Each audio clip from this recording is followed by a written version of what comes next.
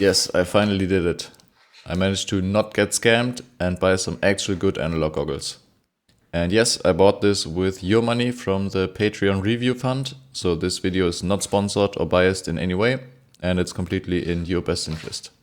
But anyways, this $70 guy outperforms the Skyzone 040 Pro, the Fat Shark HDO Plus, and also the Skyzone 04X Pro, by a pretty wide margin as well. And no, this is not a case of holy shit, how's it so good? This is just how a normal analog goggle is supposed to perform, and this is just the expected performance for a cheap analog goggle. But to get to the $70 price point, they did have to cut some corners, but most of that can be fixed with modding. So the first mod, take the stock headband, throw it into the trash, get a proper headband, it's so much better.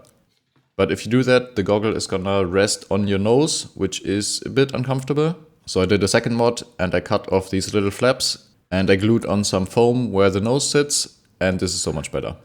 And now we're ready to fly it.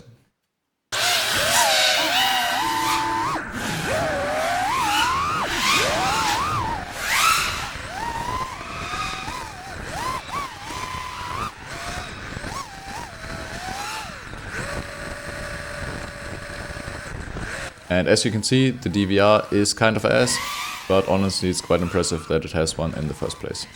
The internal receiver and the stock antenna is surprisingly good when flying in a spot that's good for analog, without too many flat walls and lots of steel, like this bando.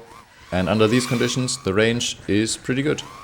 And I also recorded the same flight with a rapid fire module with a great antenna setup, so here's the direct comparison.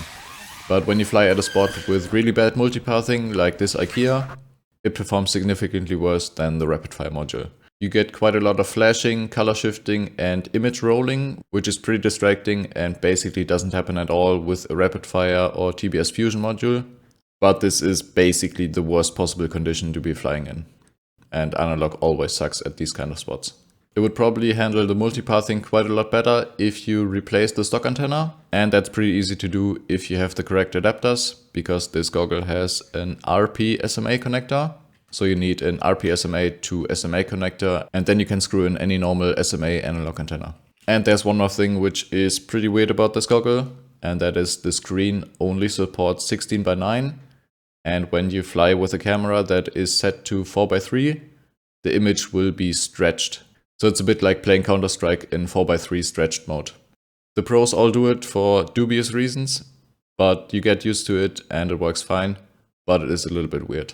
But if you fly this as your main goggle, then you probably just want to set your camera to 16:9 mode, and then you don't have this issue. So, who's this goggle for? Is it for you? Should you buy it? I think if you're starting out on a budget and you want some cheap goggles, then 100% yes.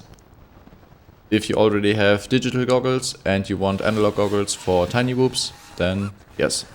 If you're flying analog as your main system and you want something premium, then you probably want to get the actual premium options, like a used Fat Shark HDO2, any of the Orca goggles, or any of the HD0 binocular goggles.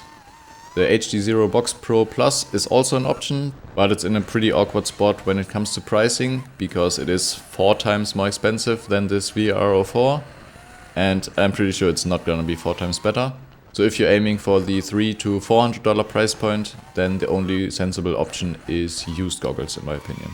And that's it for the review, but here's a little bonus, is a full 1-pack flown on these goggles.